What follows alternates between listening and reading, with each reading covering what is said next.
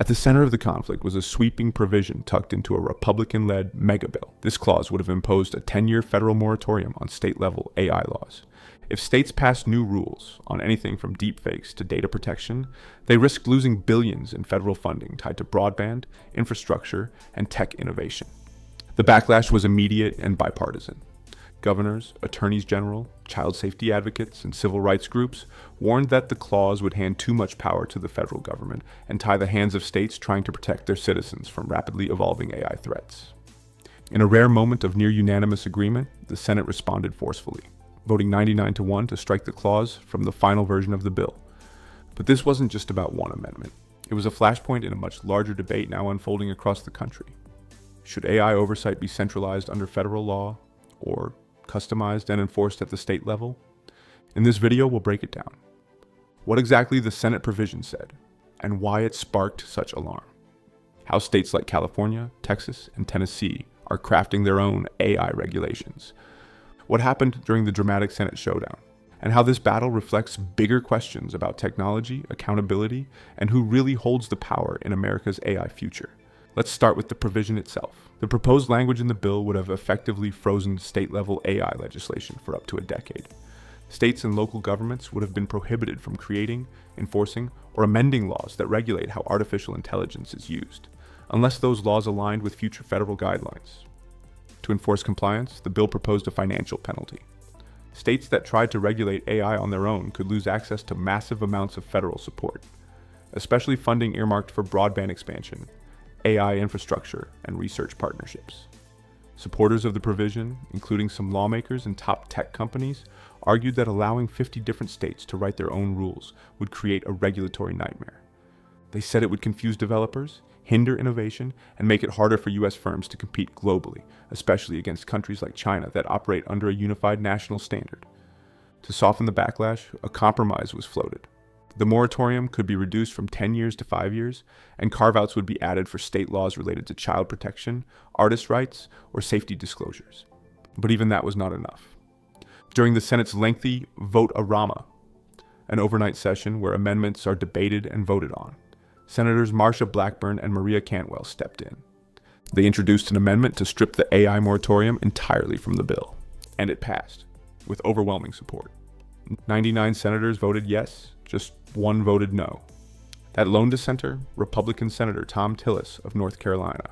It was a rare moment of cross-party unity, and a powerful signal that Congress isn't ready to sideline the states on AI oversight.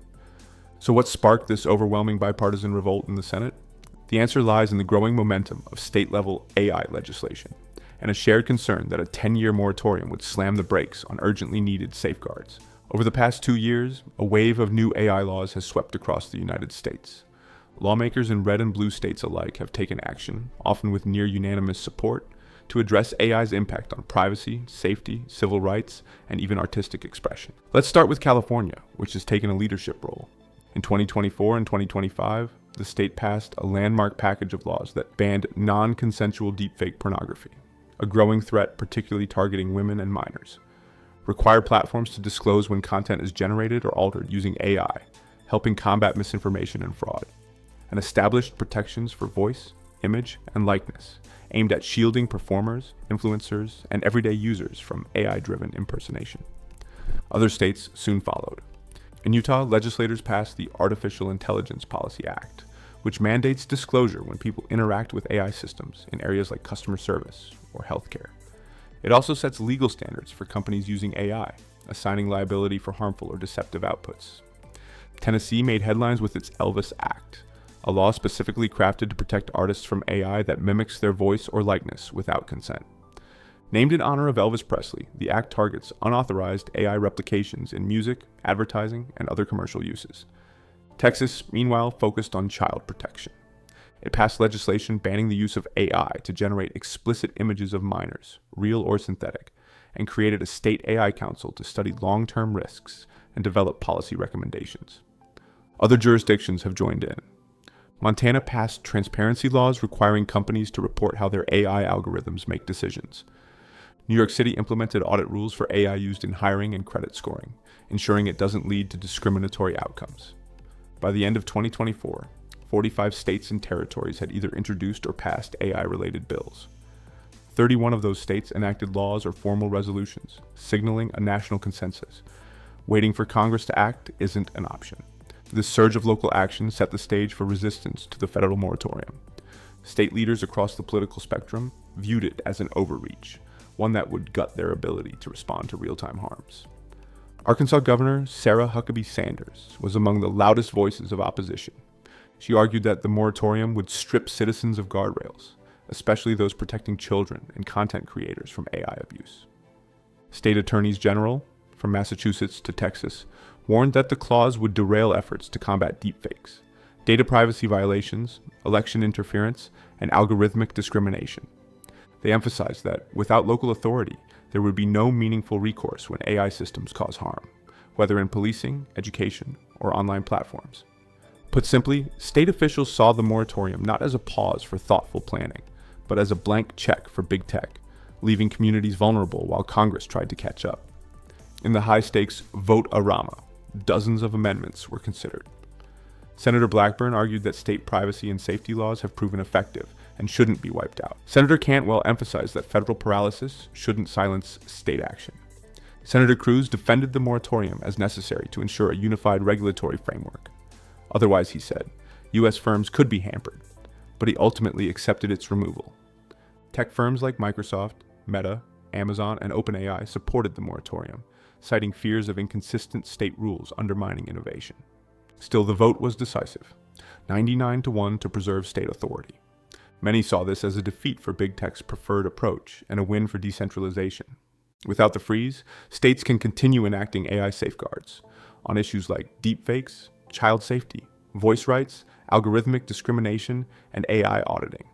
State laws can adapt faster and closer to local needs, something Congress has struggled with for decades. At the same time, critics warn that a patchwork of laws could complicate compliance for tech companies, potentially discouraging investment. Supporters of the freeze argue it gives Congress time to create a universal AI law. But opponents say waiting risks harm, especially when AI creates deepfakes, privacy violations, election threats, or harmful high-risk systems. Legal experts also raise constitutional questions. Can the federal government punish states for regulating technology it perceives as harmful? This points to core federalism debates. The legislation, now minus the AI freeze, heads back to the House, with final passage still pending. States aren't standing still. California plans to implement its AI transparency and deepfake laws starting in 2026. Utah and Colorado are rolling out compliance frameworks. Private organizations are tracking hundreds of state and local AI regulations underway. At the federal level, lawmakers are now looking at new AI bills, some focused on AI safety testing, child protections, and algorithmic accountability. But key questions remain. Will the House follow the Senate in preserving states' authority? Or will a final reconciliation package undo that? And can federal action come soon enough to address the AI harm states are already seeing? The Senate vote to protect state power marks the opening salvo in a decentralized AI regulation battle. As tech races ahead, lawmakers and citizen groups are asking, who should bear the responsibility for safeguarding privacy, safety, and fairness? Will it be the nation-state or our states as laboratories? One thing's clear. America's AI future will not be determined just in Washington. It will be shaped in capitals across the country.